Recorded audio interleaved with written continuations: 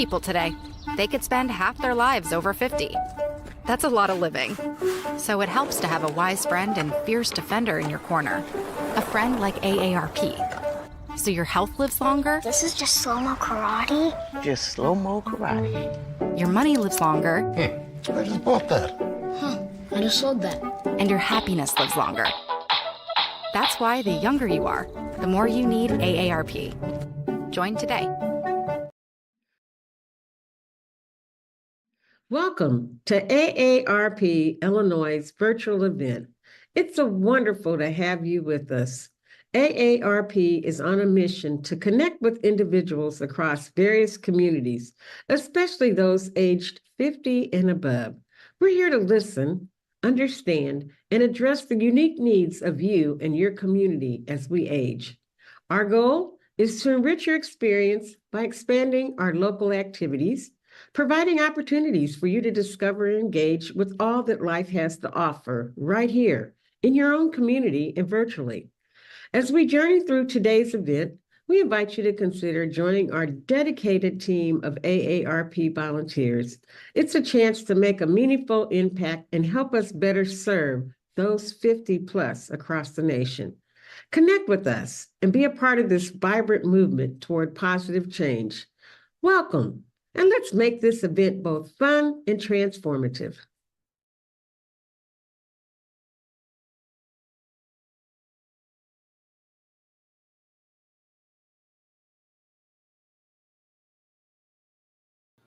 Good afternoon, and welcome to our AARP Illinois virtual event, Cheers to Second Acts. My name is Adam Ballard. I'm an Associate State Director here at AARP Illinois, working out of our Chicago office. And I'm so pleased to have our special guest, Mike Siegel from Goose Island Beer Company here with us today. And Mike will tell us a little bit more about himself in a second. But again, just thank you all who have joined us today for this discussion about work and life and passion and how all those things work together as we move on through the stages of our lives.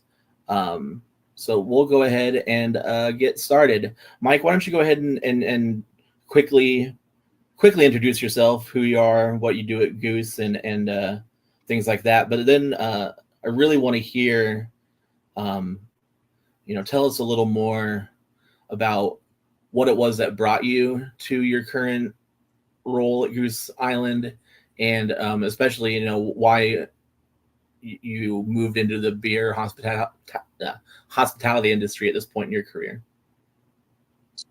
Well, thanks for having me, Adam.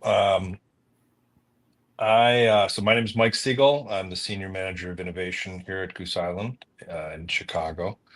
So we make beer, and my job is to oversee the new beers. I work on some existing beers as well, but most of the work I do is a new beer creation, the new news. And so I started out as a brewer here 13 years ago. And that was my second career change, actually.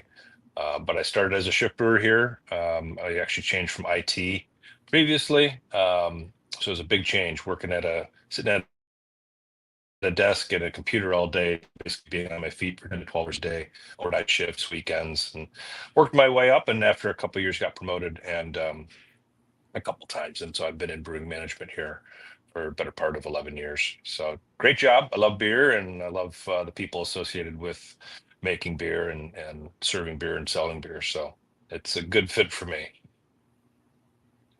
Great. That's awesome to hear. So obviously, as a person who's been an actual brewer for a while now, brewing and beer culture was a passion and interest of yours, as you were before you came over, even, right? So you talked about your former career in IT. Can you go into a little more detail about the journey that led you from, and whether it was through home brewing or what other things might have made this transition from a more traditional desk job to such a creative, fulfilling role that you have now as a brewer? Yeah, I went to Columbia College, downtown Chicago, for sound engineering. So my first job was actually in the music business as a sound engineer, recording music. Um, so that was right out of the gates, right out of college. That's a technical job field. I wasn't really asked or required to be creative, but of course, music is a very very creative field. But my job was mostly technical assistance to a creative field. And I realized that while I love music, the music industry is a different beast, and not one that I was really wanted to be a part of. So after a couple of years, I got out of that and was able to make a pretty seamless transition into IT and working downtown Chicago for a couple businesses. Did that for the better part of 9 years. Essentially, operated as a sole IT provider for a couple small businesses downtown Chicago. One was actually a retirement, more on the 401k side of things, but a retirement organization that worked towards helping people fund their 401ks and plan for their financial after their careers were over. So I got exposed to that. And during this time, I was home brewing, passionate about beer, traveling for beer a lot, didn't have kids yet, had more freedom in my life for for fun hobbies and whatnot. And after about that 9 year period, and I was content in IT, but the small business that I was employed by essentially sold off the company to a much larger company that did need an IT person. So the owner of the company was very nice to me, gave me a better part of a year or two of notice, and he said, "I'm not going to need you anymore, Mike. So start looking." And that was really the door opening for me to figure out what my future was. Initially, it was probably like a lot of people that are put in that position. You just do, you apply for jobs that you're already doing. You're doing something, making the easiest transition, and applying for jobs and realizing that. And I got got down to some final interviews, and I didn't get any of those jobs. And I had one of those epiphany moments. I think it was my wife who, when I was really struggling one day with, getting turned down on another job, um, but I was, actively home brewing at home, all the time. She said, "Why don't you consider brewing professionally?" And this was about 2011. And the brewing industry had definitely started to go into its next phase with a lot of smaller breweries opening, and I there were a lot remember of those days. opportunities. Yeah, there was a Yeah, lot there of were a lot of expansion at the opportunities that time. didn't exist previously because I'd say 10 years before that, when I was really starting my career, it wasn't even a thought. There were so few breweries, so few brewing. Brewing as a career just wasn't anything that I considered, mostly because there weren't that many breweries around. It just wasn't kind of in the air. And but 10 years later, that all had changed, and I decided to enter myself into some brewing. So there's brewing specific education. Actually, one of the biggest ones here in Chicago is called the Siebel Institute. It's been around for over 100 years. Very, very well known. It's a global brewing education. They had an online program. I was still working. Couldn't really afford to take off time to go in physical classroom, so I did some online classwork, enough to get myself an interview here at Goose Island in Chicago. And I'm going on here, but the end of the story, as it ends with Goose Island, is I was hired to be a shift brewer on the merits of I think actually the brewmaster who hired me was a audiophile, and he loved the fact that I was a sound engineer way back when. But it was a big transition. I mean, going from, like I said, IT, where I was um, really like one person that was providing technical support for 75 to 100 people, going now into a place where I was asked to take a big, no, I asked myself to take a big pay cut, total shift in hours, going from a steady Monday through Friday business hours to a shift that changes every 2 weeks, to working overnights and weekends and 12-hour shifts. And there's a lot of sacrifice, but that's exactly what I wanted to do. I was passionate about it, and I had a belief that it would pay off uh, in the end, and it did. Yeah, that's such a great story about how your the things you were interested in and passionate about in life led you from one stage to the next. You know how your college days and your early career and engineering industry and kind of, being maybe a little bit feeling like not the best fit for that particular industry with the music industry, then moving through to a more professional part of your career as the IT, in the IT business, and then through to another chance to really creatively express yourself as a brewer, and now especially as a head of innovation for what's one of honestly one of the a brewery that's known for its innovation over the years, right? So thank you for really laying that out. So here at AARP, our understanding of the decisions that people make in their mid to late careers and the role that retirement does or doesn't even play, right, in people's lives is always changing, because those realities are changing, I think, all around us.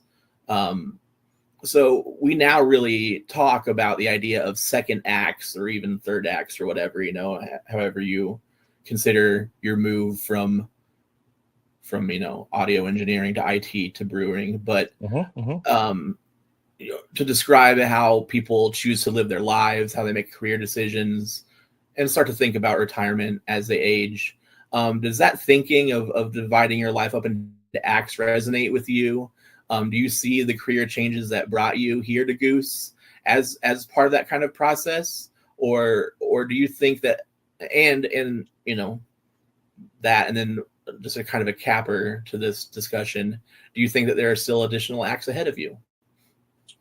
Oh, yeah, for the first part, I've always approached work, whether it was kind of a formal career choice or just a job, going back to my teenage years, as like it should be more than a paycheck. There should be a learning opportunity. Um, I feel like that's, and oftentimes you just have to go make a paycheck to make ends meet. But I feel like given the choice, that you should seek out some meaningful employment, meaning there's some meaning to the work that you do on a day-to-day basis. And I think the thread for me is across the three careers, or the three jobs that have spanned the last 20 years for me. There's a technical aspect to all the jobs. Like I said, I was in a creative field, but not creative initially. Then I was in a very technical field, but not really creative, or asked to be creative, or in a creative environment. I take that back. I did work with creative people, but a different type of creative people than the music industry. But again, I was not asked to be creative. But I'd always liked the idea of a creative side, intersecting with technical. And now, as you said, we're making beer. We're really at the intersection of creativity and and science and the technical execution of all those things. So I think this is kind of the peak for me, is those things. I was never satisfied with just the technical, even though learning technical skill sets, it was something that I really enjoyed. But I think it took me to get, that journey to get here to again, that intersection of creative and also leading people that are creative. So it's not just me, anymore. It's trying to, as you go up in management, you try to take these positive traits that you learned, pass them down, give them down to people, and then just be more of a manager. You're doing more of the administrative work of just making sure that their lives are fulfilled between the work-life balance or resources that you can provide as a manager. So that's where I've really evolved the last 6-7 years. Because even when I started, when I got promoted as a manager here, I had basically one part-time direct report.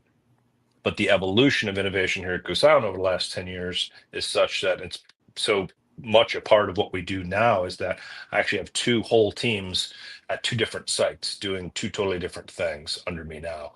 So I've had to really on the job become more of a people manager. Now I embrace, I don't do the technical or the creative work as much.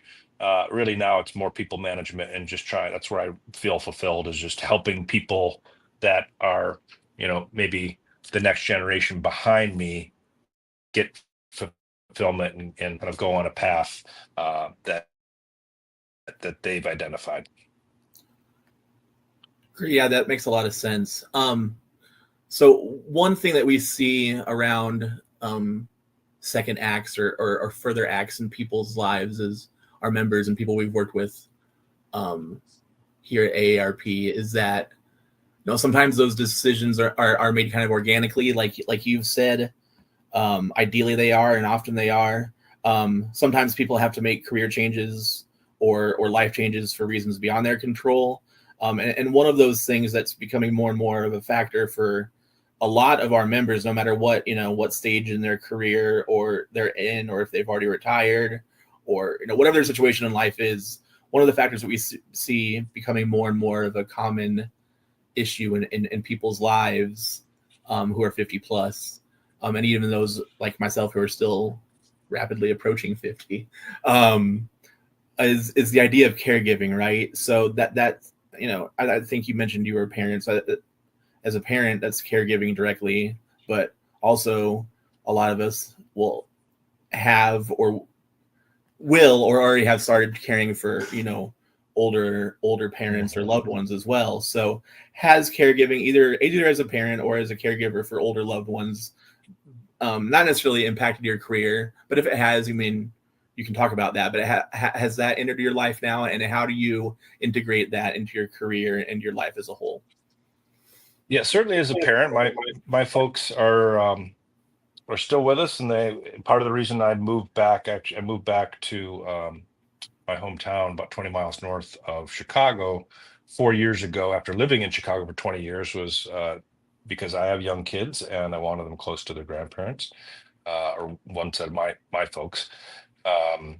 And so that was this decision, not necessarily that was a part of the career per se. I want to be at Goose Island here for a long time, and I knew, like, okay, if I'm here, I'm in Chicago or Chicago suburbs, and that was the one impactful move. So yes, as a parent of an almost 8-year-old and almost 6-year-old, it's definitely a factor in my day-to-day life and work-life balance, and working at a place that now, again, a good amount of my team have younger children as well.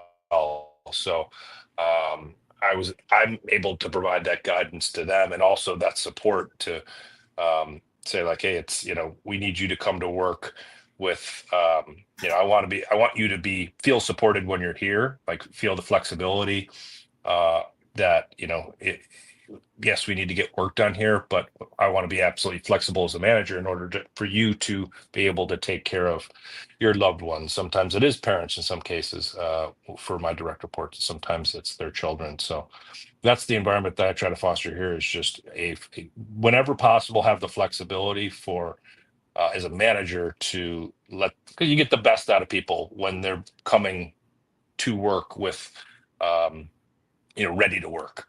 And if people are feeling like stressed out or whatnot for things that are happening outside of their work life, then they're going to bring that to work. And so I'd rather address it early on and give people the flexibility to support their loved ones,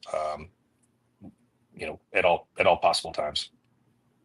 That's great. Thanks for sharing that. So I think as we move towards closing our conversation here, and I really enjoyed this, Mike. I didn't really mention this in my intro, but I'm a longtime fan of Goose Island and the work that you all have done to really elevate, I think, the way that beer is perceived. I mean, everywhere. It started here in Chicago, but your impact is pretty nationwide, maybe even global now. So it's a treat just to talk to you from that perspective. But thank you. It's really, I think our beer programming, for lack of a better word, here at AARP, we started to dip our toe in brewery events and outreach. And I think, again, when you think about, again, our younger members, those who are in their 50s or approaching their 50s, even into their 60s, right? There's a large appreciation of beer culture for folks in that age cohort. And I think it's going to continue over time. Mm-hmm. So I think the relationship between AARP and the craft beer industry is an important one to continue to grow. And I hope there's an important step towards doing that locally. We can build on it. But just one last question for you related to second acts and careers. What advice would you have for people, especially people watching this who might be mid-career, late career, thinking about their next step, and who feel a need to change career for whatever reason, whether it's personal fulfillment or other things. What would be your advice for them based on the things you've learned through your journey up to this point? I always feel like following your passion is, I was fortunate enough to be able to do that. I worked hard, but I was fortunate enough to be able to follow my passion. I was very supportive wife. Before we had kids, I basically said, in order to start this brewing career, I may have to move to rural Wyoming and sleep on share an apartment with somebody. We had a condo at the time. It's like kind of how crazy. You got to take some risks sometimes in life in order to achieve. And I'm not the most kind of risk-taking guy when it comes to job security and financial means and all that. So that was kind of a big leap for me. But I encourage people to follow their passion. My motivation was, as I was approaching my mid-30s, was I envisioned myself like an 80-year-old version of myself on a park bench in Chicago, let's say, and the 34-year-old version of me sits down next to the 80-year-old version of me. And this is before I made the career change. But when I was at that crossroads where I could just continue doing what I was doing, not really being fulfilled, but making a decent paycheck. And the 80-year-old version, under that path of staying, at the time, just maintaining status quo and just getting a paycheck, the 80-year-old version looked at the 34-year-old version of me and basically said, like, what did you do with your life? You had the opportunity to make a change. And at a time where you had everything at your disposal to make a change, and you didn't. And why didn't you do that? And I kept on asking myself, like, it's never going to get easier for me to make a big change career-wise. And you could say that whether you're 35, 40, 45, 50, whatever it is, like the later you get in life, the harder it's going to be to make a really impactful change. And so I use that kind of, fictional story in my head to motivate myself to say, like, I don't want to have any regrets when I'm the 80-year-old sitting on the park bench. To me, one of the saddest things would be somebody who had the capability and the support to follow their passion, but maybe for reasons of just of fear or other reasons just didn't take that first step towards making a change in their life. And it's scary. It's absolutely scary. And I do think you need to take some chances. You can take some calculated chances. And again, I think that I fall into that camp. But that's my advice, is to live a life for the moment, and at the end of the day, I want to be able to look back and say I don't regret anything. I pursued everything that I was passionate about career wise. I pursued to any logical end, whether I achieved it or I at least tried and realized this isn't going to work for me. At least giving things a chance, and then you can be at peace with yourself come full retirement, when you're ready to relax a little bit more. That's great advice to close on, or to close our conversation on. I just want to thank you again for joining us for this conversation, Mike. I really appreciate it. I think that what you said about taking calculated risks is important to remember, and to really think about the long game, right? And how do you want to look back on life when work is behind you for whatever reason? I want to go ahead and let our viewers know that we have a great opportunity for you all to come and experience and partake in the fruits of Mike and his team's labor at Goose Island's Tap Room in the West Loop. That's at 1800 West Fulton in Chicago. Spaces are going fast, so I will say that, we cannot guarantee you a space if you don't register soon. And to do that, you're going to want to visit events.aarp.org/evening with AARP Chicago.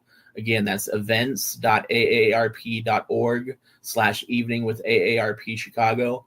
We'll have that link up here on the screen for you as well as you're watching. But please visit there, secure your spot to come visit us on Tuesday, November 19th. We'll be there at Room to toast second acts in life, just to say cheers, second acts, and you'll have a chance to learn more about what else AARP Illinois is up to here in Chicago and around the state, and what opportunities you have to get involved as a volunteer with us. We love our members. Members make our work happen, but there's also the chance to take the next step and become an active volunteer with AARP Illinois, and you can learn more about those opportunities at this event as well. So again, I want to thank Mike Siegel from Goose Island for being our guest today. Thank you for the great conversation again, Mike, and thank you all for joining us. Thanks, Adam. Take care. Appreciate it. You too. Take care.